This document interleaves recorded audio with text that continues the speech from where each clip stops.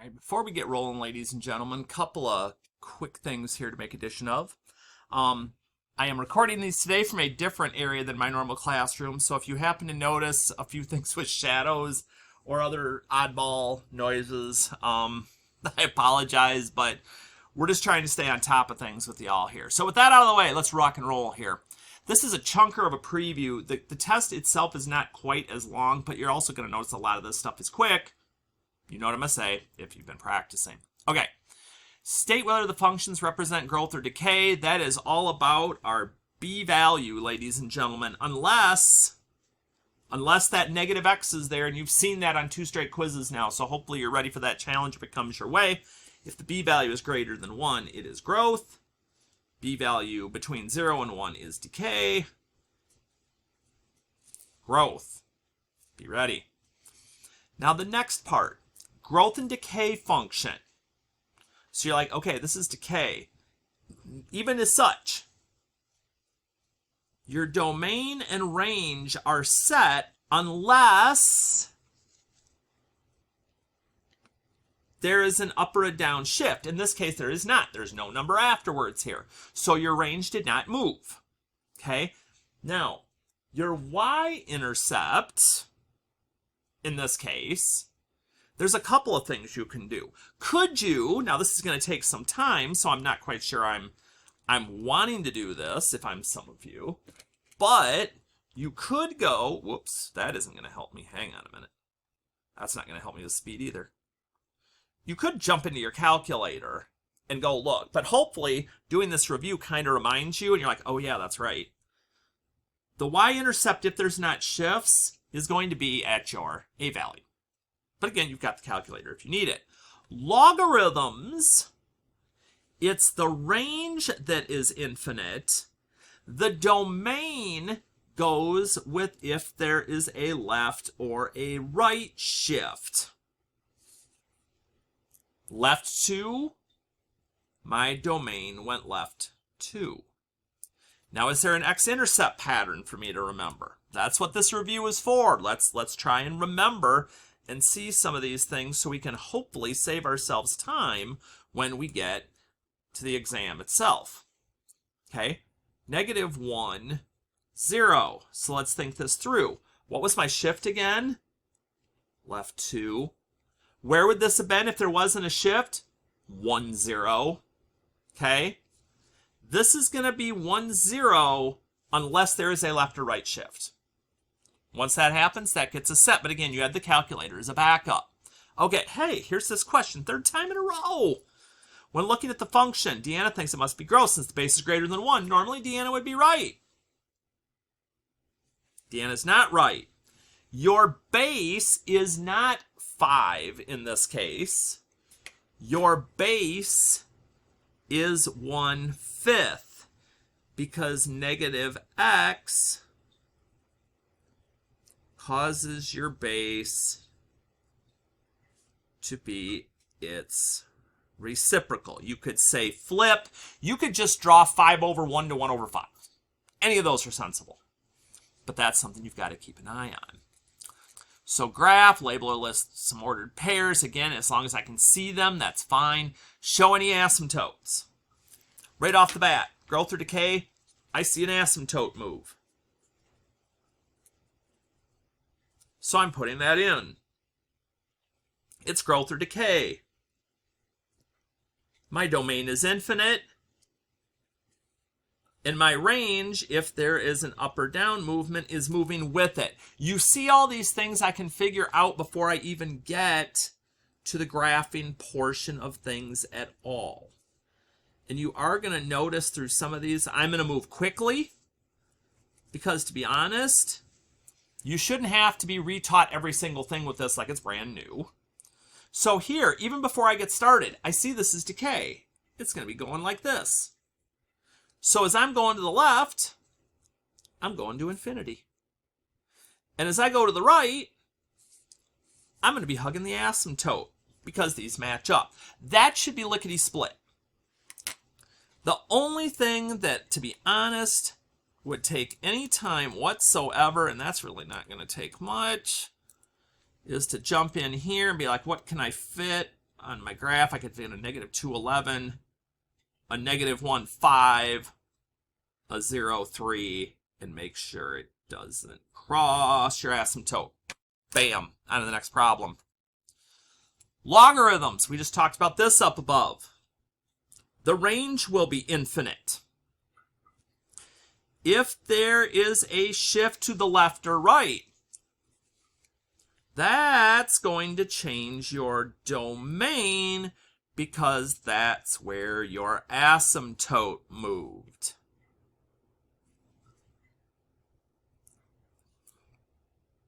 X equals, do not just put 3. That'll get marked wrong.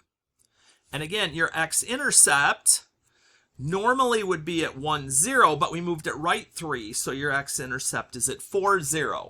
Most of the info, again, not going to be something that should be difficult to come up with if you're practicing. If you're not, I can't help you. See, you can even see with your last error message where your asymptote is, if need be.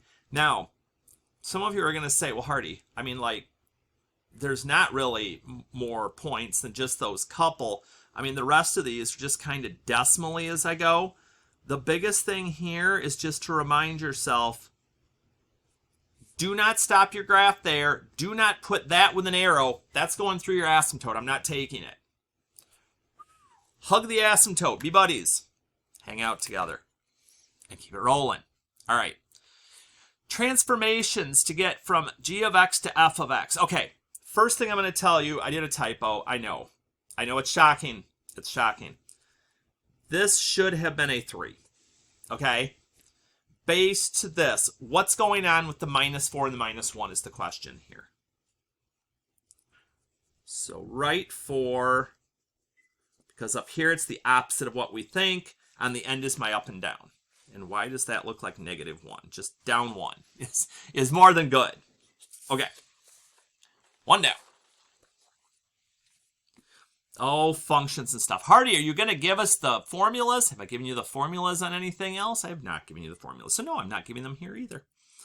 Okay, so let's see here. Population of a city was this. So there's my base value.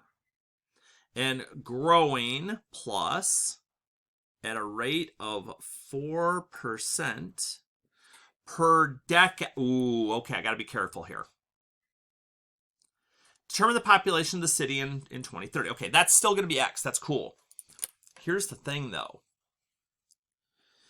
So I look, and I'm like, oh, 1985 is when time began. Well, this is 2030, so you would think that T is 45, because it's 45 years later, but it doesn't say at a rate of 4% per year. It says per decade. You're like, oh crap, what's a decade? A decade is 10 years. So my T value is 4.5. Those are the types of little things sometimes you've got to watch out for. It's called reading carefully. So 4.5, you could put it into y equals, but you're not going to see 4.5 there. Okay, so 521,574. It's people. Don't give me partial people. That's so gross. So gross. Okay, so we've got that. Value of a new car. All right. Starts with 28,500. Decreases, goes down by 8% per year. What's the value of the car after 4 years? All right. Now, if I notice how many years till the car's worth 10,000, I know I'm going to have to go to y equals for that part. So we're going to get this in. I'm going to leave it as X because now I can go to my chart. 20,417, 20. Don't get lazy and just use what's in the chart there. You've got to get the whole amount. And then how long until it's worth 10,000? That's your Y2. And hope 10,000, Hardy, not 1,000. Zoom fit. We're going to cross our fingers here in a minute Oh, look at that car go down in price. This is why we don't buy new cars, excuse me. That's a point for another day, though. Are we quite going to make... We're not quite going to make it on that one. So we got to go to window. We got to go a little longer on our max here. So it's going to take more than 10 years. Hey, that's good at least. So we're coming down, and we're going to see it's going to kind of go off the screen. Here comes our 10,000 across. We can see the intersection this time. Second, trace, intersect. Enter, enter, enter. And we got like 12.56 or 12.6 years. Do not round to the nearest whole. Read directions. Growth of a stock's value after its purchase in 1985. 1985, when time began, can be represented by this equation. What's the value in 1985? You remember how this works? 0 goes in there, which wipes out that part. It's just the original. Could I put it in my calculator? I could. We've discussed this second question before, and again, this is you watching out for what it says. What's the annual rate of growth? The rate of growth is done as a percentage. This is what 1 plus the rate is. So take away the 1, the rate is 0.055, but that's the decimal. I want the percentage. Now, if you put 0.055, you get partial credit. You've got the right idea. Don't put 1.055. That'd be 100 and some percent. It ain't growing that fast. So again, that's the rate, and in here, that's 1 plus R. Got to keep that straight. Oofta. You deposit your paycheck, okay? An account, 3.5% interest. Uh-oh. Compounded continuously. It's PERT time, people. Continuously is the E1. Hardy, they didn't tell me how much is in my paycheck. This is the only time in your life you're going to get to do this, but you get to determine which paycheck is. So let's do something great. Let's say it's like a $10,000 paycheck. That'd be sweet. E035. Ooh, okay. X. How long is it going to take to triple? 3 times that much.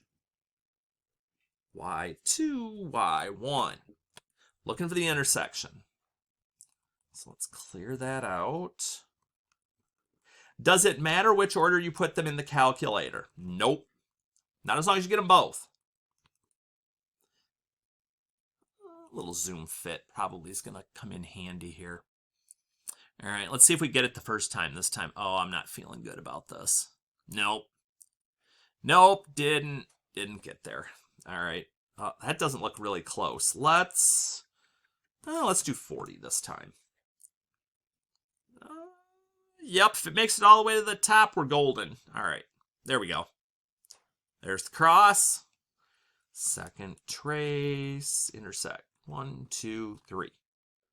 Like 31.9. 31.9 years. Oofda, you need to get into a better account. That is way too long. All right.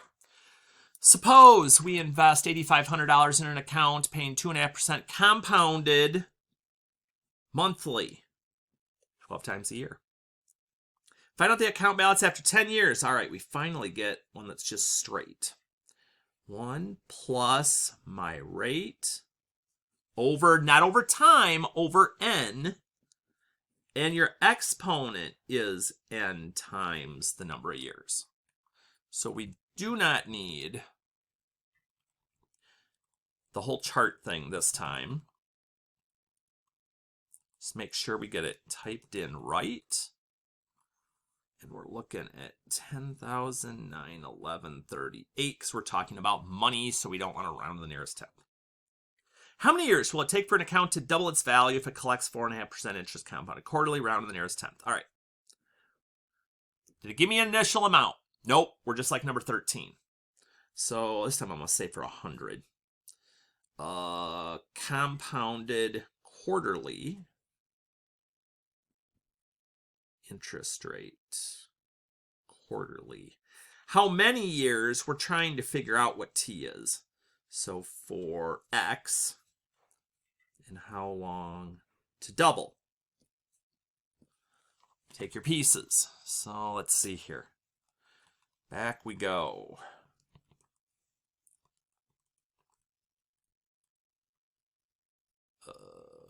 Hardy, you made it the second one. Is that going to be bad? No. No, as long as I typed in everything okay, we're still okay. All right, let's see if Zoom Fit one of these times is going to hook us up, and we're just going to be done. All right, so there that is. Here it comes. Hey, we're actually going to get the cross the first time this time. That is not going up a whole lot, though. Not real happy with this return either. All right, second trace, intersect. 1, 2, 3. 15 point. If we're going there, it's 10th again. 5. Oofta. Oofta, oofta, oofta. Shameless plug for Hardy's business math class. Man, you need to make your balances double a whole lot faster than that, whether you're in business or anything else like that. The money just never stops. Here we go. 2 different accounts. When are they going to have the same balance? We know the drill. Man, you're going to know intersect like the back of your hand by the time you get done with this review. All right, 3,000, 1.038 to the x, and 2,600, 1 plus 0.05 divided by 365. Got those. Did I type everything in good? I did. All right, trace. Oops, I hit the wrong button. See, it even lets me see sometimes that we're just, yeah. Now I gotta wait because I hit the wrong button. So goes life sometimes. I'm not going to give this much more patience, though, before I turn it off. All right. Oh, dear. I'm hitting all sorts of crazy buttons. Okay, Zoom Fit. Come on. So, as this is thinking, holy moly. It's like a true picture of my brain sometimes. It's like, oh, please cross the first time. Yep, there it goes. Definitely getting a crossover. This would be a good way of seeing which account's going to be better long term. Go red. All right. 1, 2, 3. We're looking at like 11.3 years. Now, here's the thing. Okay, so let me go back to y equals for just a second. So this is blue. And this is red. I kind of gave this away when I said this a minute ago. Which one's the better long-term investment? So this is B and A. The one that's going up exponentially faster. So B, because, I mean, you could say a lot of things here.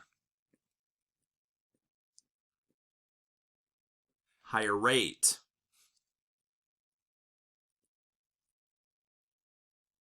Uh-oh, pen's going dead. All right.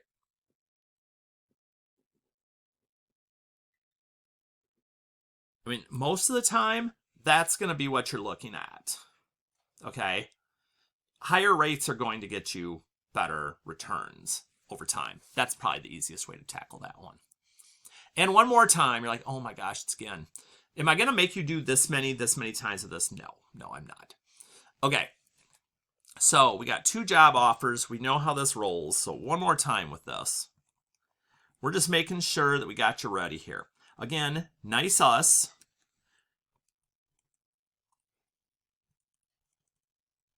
Oh. 60,000, not 6,000. There we go. Now let's see if our theory from last time. Zoom Fit. Like, wait, why are you doing that? Because that kind of gave me a... Ooh, hello, that's like straight line. Oh, this isn't even going to be close. Watch this. Hello. This an easy call? I hope so. Okay. Let's find the intersection first. So like 3.8. Okay. Bugsy. all day.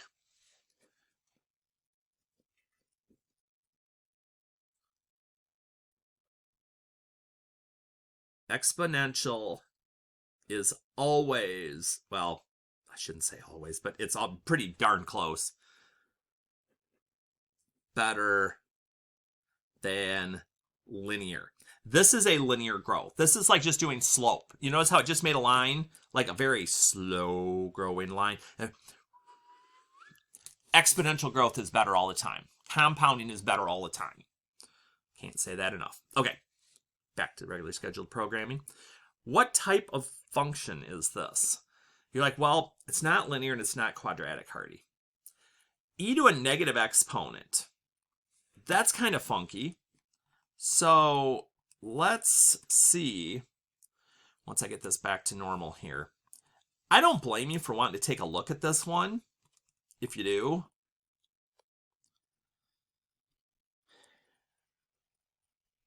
That's pretty obvious, though.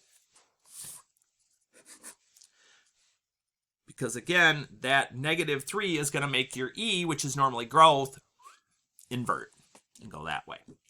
All right, what else we got? What's the asymptote? We get here, we're like, oh, yeah. It was nice of us if we put Y on all those. I'd have put X. I'm a meanie, though. Okay. Rewrite the following into logarithmic or exponential form, which means I want this 20 to look like 21, and I want 21 to look like 20. Okay? So, to make this exponential, I need that log out of here. To get that log out of here, I'm going to exponentiate with it. Notice I'm not solving it. I'm just rewriting. So I get this to go away. Now it's an exponential function. You're done. It does not say solve or evaluate. Don't do it. I don't want you to just put x equals 4. No. Now here, when you're making a logarithm, our base always goes down here. Your answer always comes next, and the exponent goes to the other side. Did I just flip those? I know, sometimes I've even got to sit and wait a second and go, wait a minute, Hardy. Yeah, 5 to the 4th equals x. And that gets, so yeah, 5 to what power equals x. We're good. Okay? Evaluate, again, if you know your stuff right off the bat, you're not going to have to go to a calculator with change of base or something. I'm not going to, you could do log of 1 over 100 divided by log of 10, but 10 to what power is 100? 2, but I got to flip it. -2. 3 and log 3, cancel. 9 to what power is 9? 1. If you've got to put those in the calculator, that is taking precious time from you as you're working through these. So the first half of this video, I'm going through number 28. I'm going to go through half of the review. Notice we are at under 25 minutes right now. Each part of this test, it's not going to be exactly 28 and 28, but as you can see, if you know your stuff, you're going to be able to zip through pretty quickly. Okay, I'm going to shut up and just keep going. All right. Now here, this is where some of you got to be careful. Yes, the natural log of and E zap each other. But remember, this is like expansion. That 2 that comes back down here makes this 2 times 7 natural log of E. Those go away. That's 14. I mean, can I sit here and go, no, let me get out of there. 7 natural log E squared, close. Oops. Oh my gosh. It's going to let me get away with that. It is. I mean, but again, you're taking up time. Here, now I'm going, now what? The other way. Condensing. I'm not expecting you to tell me what 3 to the 8th power is off the top of your head. I mean, if you want to, you can take that further. That's fine, but I'm good with either of those. And then here, same idea. You can either pop this to the front, mess with your calculator, your head a little. 3 to what power is 81? 4. 4 times 4 is 16. Could you try to put that whole thing in the calculator? Like log of 81 to the 4th over log of the 3? Maybe. I'm not going to show you, though. Evaluate round to the nearest thousandth if necessary. This is a change of base, because I don't know what 6 to what is the powers to 12. I don't know. Log of divided by log base. And we're set. That, ladies and gentlemen, wraps up the first half of this review. Pop back in for the second half at your leisure.